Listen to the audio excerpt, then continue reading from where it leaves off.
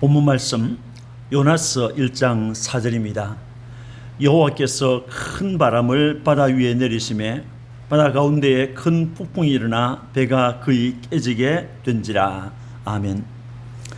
지난 주간에 우리나라에 상륙한 제11호 태풍 흰남노는 이전의 태풍과는 달랐다고 합니다.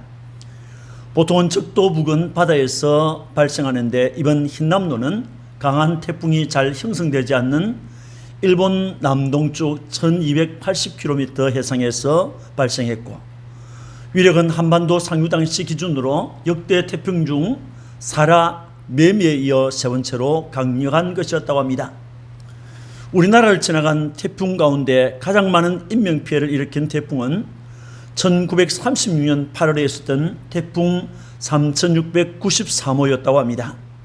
그때 사망하고 실종한 사람이 1200명이 넘고 부상한 사람이 1600명이 넘었다고 합니다. 그 외에도 여러 태풍들 2353호, 또 사라, 루사, 매미, 셀마 이런 폭풍들이 많은 인명피해와 물적인 피해를 남겼습니다. 이번 흰남노는 제주도와 부산, 포항, 경주 등 많은 지역에 엄청난 물적인 피해와 인명피해를 남기고 사라졌습니다.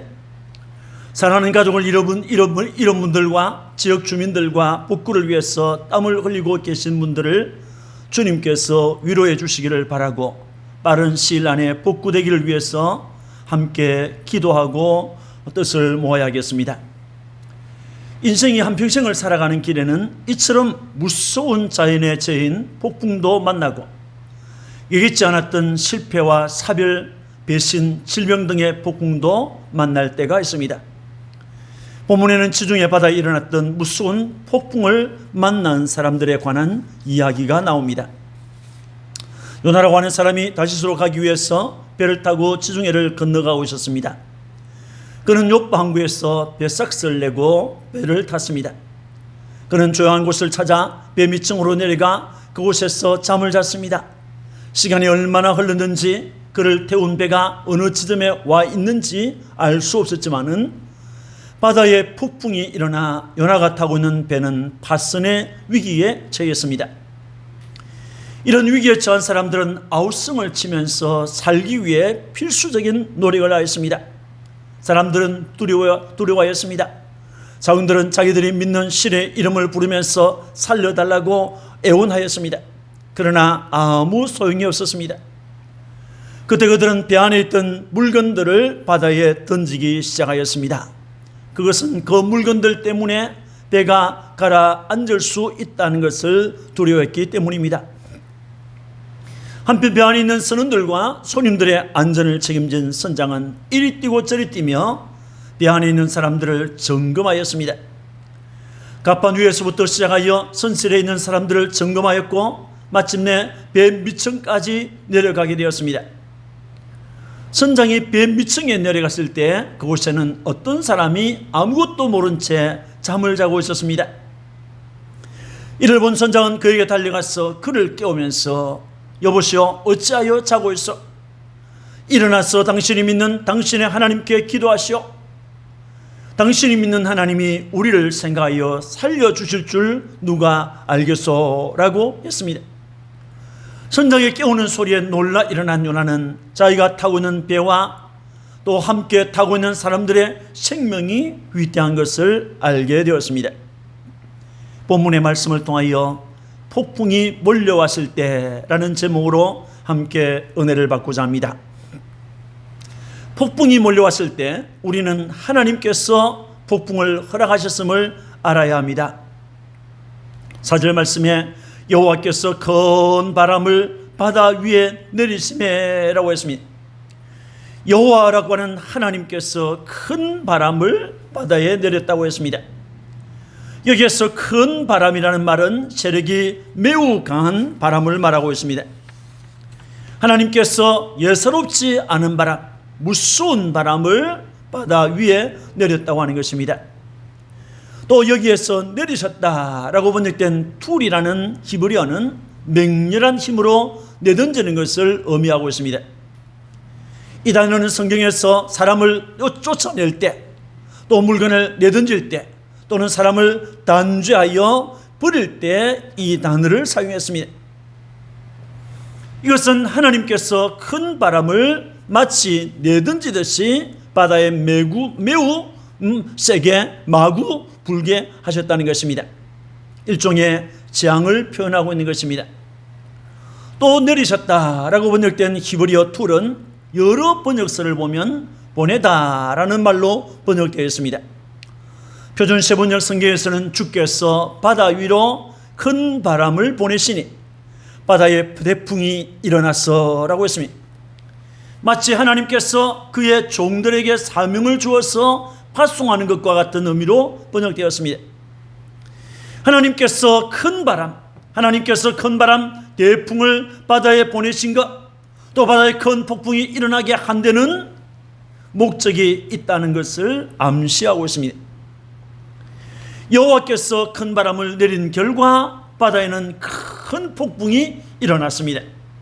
4절에 여호와께서 큰 바람을 바다 위에 내리시매 바다 가운데에 큰 폭풍이 일어나라고 했습니다. 하나님이 보낸 큰 폭풍을 만난 바다에는 큰 폭풍이 일어났습니다. 시간이 갈수록 흉룡했습니다. 바다가 점점 더 흉룡해졌습니다. 또 흉룡한 파도로 인해서 배는 파손할 것만 같았습니다. 여기에서 두 번이나 언급된 큰이라고 하는 형용사는 큰 위대한이라는 의미가 있는데 예사롭지 않은 것을 나타내고 있습니다. 하나님께서 지중해 바다에 내리셨던 큰 바람은 예사롭지 않은 바람이었습니다. 바다에서 큰 폭풍을 일으켰습니다. 그 폭풍의 위력이 너무 크고 남폭에서 걷잡을 수 없는 무서운 힘을 가지고 있었다는 것입니다. 여러분, 여호와께서 큰 바람을 내리셨다고 했습니다. 하나님께서 자기가 원하실 때 자연을 자기 뜻대로 사용하실 수 있는 분인 것을 알 수 있습니다. 짧은 요나서에서도 이 사실을 증거하고 있습니다. 하나님께서 본문에 큰 바람을 바다 위에 내리셨다고 했습니다. 그래서 폭풍이 일어났다고 했죠. 또 4장에 보면 뜨거운 동풍을 준비해서 모든 것을 말려버렸다고 했습니다. 하나님께서 바다를 사용하셨습니다. 폭풍으로 바다 물결을 요동케 하시더니 바다를 흉룡하게 했습니다. 또 1장 15절을 보면 바다를 갑작스럽게 잠잠하게도 했습니다. 하나님께서 큰 물고기를 준비하셨습니다. 바다에 던져지는 요나를 삼키게 했습니다. 하나님은 요나를 그 물고기 배 안에 3일을 가두어 두었습니다. 그리고 명령하여 육지에 요나를 토하여 내도록 했습니다. 또 하나님께서 4장에 보면 박능쿨을 준비했다 그랬습니다. 하룻밤에 박능쿨을 나귀에서 자라게 했습니다. 그래서 요나가 있는 초막 위에 올라서 그 그늘을 제공해 주도록 했습니다. 하나님께서 벌레를 준비하셨습니다. 하나님께서 그 벌레로 하여금 박능쿨을 갉아먹게 하여 박능쿨을 시들게 만들었습니다. 또 하나님께서는 뜨거운 햇빛으로 요나의 머리 위에 쬐어 혼미하게 했습니다. 하나님께서는 이 박능쿨을 통해서 요나에게 교훈하셨습니다. 이처럼 하나님께서는 자기 신이 하실 일을 위하여 자기가 지으신 피조물들을 자기 뜻대로 사용하시는 분입니다. 시편 107편 24절 25절에 여호와께서 행하신 일들과 그의 기이한 일들을 깊은 바다에서 보나니 여호와께서 명령하신 저 광풍이 일어나 바다 물결을 일으키는도다 라고 했습니다. 하나님께서 자연까지 자신의 뜻대로 사용하시는 일을 자연에 미치는 하나님의 주권이라고 합니다. 우리는 이것을 믿어야 합니다. 하나님이 바다를 지금 사용하고 있다, 하나님이 바람을 지금 사용하고 있다고 하는 이 자연을 사용하고 있다는 이 사실을 믿어야 합니다. 이 사실을 믿을 때 우리는 자연세계 속에서 일어나는 여러 가지 현상들 앞에서 안심할 수 있습니다. 출애굽하는 이스라엘 백성들이 홍해 앞에 이르렀을 때 애굽의 군인들이 이스라엘 다시 종으로 부리기 위해서 사로잡기 위하여 추격에 오고 있었습니다. 이것을 알게 된 이스라엘은 죽게 되었다면서 원망하며 울었습니다. 그런데 그날 밤에 하나님께서 어떤 일을 하셨습니까? 출애굽기 14장 22절을 보면 여호와께서 큰 동풍이 밤새도록 바닷물을 물러가게 하시니 물이 갈라져 바다에 마른 땅이 된지라고 했습니다. 이스라엘 자손이 바다 가운데를 걸어서 건너갈 수 있도록 바닥은 마른 땅이 되겠습니다. 물은 나뉘어서 좌우에 벽이 되게 하셨습니다. 지금도 하나님은 바람을 자신의 도구로 사용하실 수 있는 분임을 믿기를 축원합니다. 폭풍이 몰려왔을 때 우리는 하나님께서 큰 바람을 바다에 내려 큰 폭풍을 일으킨 이유를 찾아내야 합니다. 4절에 여호와께서 큰 바람을 바다 위에 내리심에 바다 가운데 큰 폭풍이 일어나 배가 거의 깨지게 된지라고 했습니다. 본문을 보면 폭풍이 일어나게 된 이유를 분명하게 말하고 있지 않습니다. 배를 깨뜨리기 위함이었습니까? 그렇지 않습니다. 만일 그렇다고 하면 배가 파손되었다라고 기록했을 것입니다. 그러므로 배를 깨뜨리기 위함은 아니었습니다. 그렇다면 무엇 때문입니까? 하나님께서는 요나가 배를 탄 후에 큰 바람을 바다 위에 보냈습니다. 큰 바람이 바다 위에 내렸을 때 바다에는 큰 폭풍이 일어났습니다. 그 결과 바다의 파도는 흉흉하였고 점점 더 흉흉해졌습니다. 이방 선원들은 이 폭풍을 신이 노한 결과 저들에게 내려진 재앙으로 알았습니다. 그래서 재앙의 원인을 알고자 했습니다. 제비를 뽑았는데 요나가 뽑혔습니다. 그러자 사람들은 요나에게 이 재앙이 무엇 때문에 일어났는지, 당신은 어느 민족에게 속하 있는지, 무슨 일을 하고 있는지, 어디서 왔는지 등을 추궁하였습니다. 그들은 폭풍의 원인을 알고 싶었던 것입니다. 그 결과 그들은 요나가 히브리인이라는 것과 하나님을 믿는 사람이며 선지자라는 것을 알게 되었습니다. 그리고 그 폭풍의 원인이 요나가 하나님의 명령을 버리고 도망한 것 때문이라는 것도 알게 되었습니다. 요나가 여호와의 낯을 피하여 도망한 것 때문이라는 사실을 알게 된 그들은 하나님이 두려워서 아무것도 할 수 없었습니다. 그 사이에 바다는 점점 더 흉흉해졌습니다. 조금 후에 사람들은 요나에게 우리가 너를 어떻게 하여야 바다가 우리를 위하여 잔잔하겠느냐라고 물었습니다. 요나는 그들에게 이렇게 말합니다. 1장 12절에 나를 들어 바다에 던지라. 그리하면 바다가 너희를 위하여 잔잔하리라. 너희가 이 큰 폭풍을 만난 것이 나 때문인 줄을 내가 아노라고 했습니다. 요나는 바다에 일어나고 있는 그 폭풍의 원인이, 파도의 원인이 자기에게 있음을 알았습니다. 큰 바람과 큰 폭풍을 보내신 이가 하나님이시라는 것을 알았습니다. 그 하나님이 자기를 지금 큰 바람을 통하여, 큰 폭풍을 통하여 찾아왔다는 것을 그는 알아챘습니다. 그는 하나님께 자신의 생사를 맡기고 싶었던 것입니다. 그래서 자신을 바다에 던지라고 했던 것입니다. 요나를 그냥 바다에 던져서 죽이고 싶었지만 사람들은 하나님이 두려워서 요나를 바다에 던질 수가 없었습니다. 오히려 요나를 살리기 위해서 그들은 있는 힘을 다해서 배를 육지로 돌리고자 했습니다. 그러나 더욱 흉흉해진 바다 때문에 실패하고 말았습니다. 그때 그들은 하나님께 한 사람 때문에 자기들을 망하게 하지 말아달라고 구하였습니다. 그리고 요나를 들어서 바다에 던졌습니다. 그런데 이상한 것은 바로 그 시간에 바다에 뛰노는 것이 곧 그쳤다고 했습니다. 이로와서 지중해에 일어난 이 폭풍은 요나를 체포하기 위해서 하나님이 보내신 도구였다는 것을 알 수 있습니다.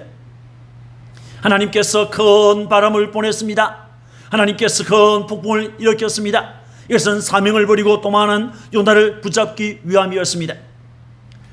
자기의 자리, 사명의 자리를 이탈한 요나를 하나님은 큰 바람을 통해서, 큰 폭풍을 통해서 잡아내신 것입니다. 요나, 그는 하나님의 사람입니다. 그의 이름 요나는 집비둘기라고 하는 의미를 지니고 있습니다. 하나님은 요나를 집에서 기르는 쥐비둘기같이 아끼면서 사랑하셨습니다. 하나님은 그에게 천사도 흠모하는 선지자로 세워주셨습니다. 선지자는 하나님께서 주시는 말씀을 백성들 앞에 선포하고 해석하고 가르치는 자입니다. 이것은 요나 개인이 받은 사명이요 축복이요 영광이요 은혜인 것입니다. 이스라엘에서 요나는 자기를 사랑하시며 선지자로 세우신 하나님 앞에서 충성을 다했을 것입니다. 그러나 니느웨로 가서 하나님의 말씀을 전하라고 하는 이 니느웨 선교의 사명에 대해서는 요나가 즐겁게 순종하지 않고 있습니다. 여러분, 여호와 하나님께서 니느웨 선교라고 하는 사명을 요나에게 주셨을 때 그는 여호와의 얼굴을 피하여 도망하였습니다. 그때 폭풍이 일어났습니다. 인생이 하나님 앞에 산다는 것이 얼마나 큰 복인지를 알아야 합니다. 그것이 축복임을 아는 성도들은 여호와의 앞을 떠나지 않습니다. 여호와의 얼굴 앞에 사는 것이 축복임을 아는 성도들은 항상 그의 얼굴을 보는 것을 소원하는 것입니다. 시편 17편 15절을 보면 나는 어려운 중에 주의 얼굴을 배우리니 깰 때의 주의 형상으로 만족하리이다 라고 했습니다. 다윗은 주님의 얼굴을 배울 것이라고 했습니다. 예수 믿고 성령으로 거듭난 하나님의 자녀들의 현주소는 언제나 하나님 앞인 것입니다. 그의 앞에는 무궁한 복락들이 있습니다. 우리가 하나님 앞에 사는 것이 싫고 하나님께로부터 받은 사명이 두렵고 싫어서 도망한다면 하나님은 우리를 버리지 않고 우리를 찾아내실 것입니다. 우리가 바다 건너편에까지 가서 숨어 있다 할지라도 하나님은 그곳까지 찾아와서 나를 그곳에서 찾아내실 것입니다. 이유는 사명 감당을 위한 것입니다. 요나에게 사명을 주셨던 하나님은 도망하는 요나를 찾기 위해서 지중해 바다까지 찾아오셨고 큰 바람과 폭풍을 통해서 그를 체포했던 것입니다. 사랑하는 성도 여러분, 우리는 삶의 현장에서 인간의 힘으로는 도저히 막을 수 없는 큰 바람, 큰 폭풍을 가끔 만납니다. 사랑하는 가족이 알 수 없는 질병을 당하는 경우도 있고 또 사업이 잘 되던 사업이 실패를 하는 경우도 있습니다. 가족들과 기약을 할 수 없는 이별도 있습니다. 믿었던 친구의 배신도 있고 애인의 배신도 있습니다. 학교에서 폭력을 당하는 경우도 있고 교통사고를 만나는 경우도 있습니다. 또 언제 끝날지 모르는 코로나 상황 등 예기치 않은 일들이 큰 바람, 큰 폭풍이 되어서 우리를 최악의 상황으로 몰아갈 때가 있습니다. 내일을 알 수 없는 상황 앞에서 있는 힘을 다해보지만은 막을 수 없는 일들이 얼마나 많습니까? 이러한 폭풍을 만났을 때 두렵지 않은 인생은 없습니다. 그것들이 나의 삶에 불어오고 나의 사업장에 불어왔을 때 놀라지 않을 수 없습니다. 폭풍을 만날 사람 앞에 옆에 있다가 함께 당하는 일들도 있죠. 본문의 경우 폭풍은 니느웨로 가라고 하는 하나님의 낯을 피하여 달아나는 요나 때문이었습니다. 요나가 배 안에 있으면 배 안에 있는 사람이 폭풍을 만나고 요나가 바다 가운데 있으면 바다가 편치 못하고 고기 배 안에 있으면 고기가 편치 못하는 것입니다. 폭풍을 만났다면 그 원인을 찾아야 합니다. 남이 내게서 찾도록 하지 말고 내가 나서서 찾아야 합니다. 그 원인을 타인에게 돌리지 마십시오. 나 자신에게 있을 수 있습니다. 고지식한 성격 때문일 수도 있고 원만하지 못한 대인관계 때문일 수도 있고 말과 행동의 실수 때문에 일어날 수도 있는 것입니다. 배는 파손될 것 같고 나는 죽을 것 같지만은 나는 절대로 죽지 않습니다. 그 큰 바람, 대풍, 그 큰 폭풍을 하나님이 내게 주셨기 때문입니다. 그것은 하나님께서 나를 찾아오신 표징입니다. 나를 사랑하는 하나님께서 내가 버린 사명, 내가 포기한 그 일을 다시 하게 하려고 나를 찾아오신 하나님의 표징입니다. 사명을 당하기 전에 죽는 사람은 절대로 없는 것입니다. 여러분, 지선아 사랑해라는 책의 저자 이지선 씨를 아실 것입니다. 얼마 전 한 일간지에 기자와 인터뷰한 기사가 실렸습니다. 그분은 23살 때 음주운전자의 실수로 육종추돌이라고 하는 교통사고를 만났습니다. 거기에 차가 불이 나서 3도 중화상을 입고 인근병원으로 옮겨졌습니다. 40번이 넘는 큰 수술을 했습니다. 그녀를 아시는 분들은 그녀가 죽을 것이라고 생각했습니다. 그런데 그녀는 지금 살아서 박사학위까지 받고 한동대학교에서 상담심리사회복지학부 교수로 재직하고 있습니다. 말하자면 제2의 인생을 살고 있는 것이죠. 그 인터뷰 중에 저는 불행의 조건들을 많이 갖고 있었지만은 그럼에도 자주 행복을 느꼈어요. 중환자실에서 처음 마신 물의 시원함을 기억해요. 물 한 모금 마시는 일이 살아있다라는 행복을 알려줬죠 라고 했습니다. 또 내 인생을 인도하시는 이가 분명히 계시고 내 인생에서 내가 뭔가를 하는 게 아니라는 것을 철저히 알았고 그래서 전전긍긍하지 않을 거예요. 도대체 언제까지냐? 언제까지 이렇게 힘드냐? 하지만은 내가 생각한 어떤 것과는 다르더라도 꽤 괜찮은 해피엔딩으로 가고 있다고 믿고 안심해요 라고 했습니다. 인터뷰를 마친 기자는 이지선의 존재는 마라톤 35km에서 만난 피켓 같다. 인생이 너무 고단하고 힘겨운데 이 사점을 지나면 뜻밖의 기쁨이 기다리고 있다는 상징 같다라고 했습니다. 그러니 세게 넘어져도 끝까지 한번 달려보자라고 했습니다. 이지선 교수는 교통사고, 3도 중화상, 40번이 넘는 큰 수술이라고 하는 생애 폭풍을 연급 후 만났지만은 자신의 생애 속에 개입하시고 인도하시는 하나님을 믿고 그 하나님 앞에 일어나 감사했습니다. 그 폭풍 속에서 자신이 해야 할 일을 찾았고 그 일을 위해서 힘을 다하여 수고하고 있다고 했습니다. 욥에게 일어났던 수많은 생애 폭풍들, 건강을 잃어버렸습니다. 재물들을 잃어버렸습니다. 또 자식들을 잃어버렸습니다. 그런 생애 폭풍들이 모두 하나님의 허락하에 일어났던 것입니다. 하나님께서 허락하지 않는 폭풍은 없습니다. 우리 삶에 하나님께서 허락하지 않는 폭풍은 없습니다. 그러므로 그리스도인들은 있어야 할 곳에 있어야 합니다. 그리스도인들은 주어진 일들을 감당해야 합니다. 그런데 있어야 할 곳에 있지 않다든지 해야 할 것을 하지 않는다든지 가야 하는 데 가지 않는다든지 알면서도 하지 않는다면 그것은 모두 죄인 것입니다. 하나님 앞에서 살아가는 인생, 하나님이 맡겨주신 사명을 감당하는 인생, 그들이야말로 행복한 사람들입니다. 하나님께 영광을 돌리는 삶을 살아가시기를 주님의 이름으로 축원합니다. 아멘. 기도하겠습니다. 하나님 아버지, 은혜 감사합니다. 우리 삶에 예기치 않은 폭풍이 일어날 때가 있습니다. 주님, 폭풍이 닥쳐오면 두려워하지 않을 인생은 아무도 없습니다.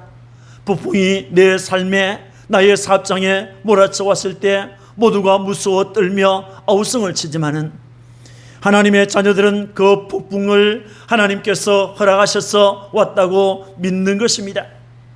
또 하나님께서 주신 것이기 때문에 그 속에 하나님의 섭리가 있다, 하나님의 목적이 있다, 하나님의 비밀이 숨겨져 있다고 믿는 것입니다.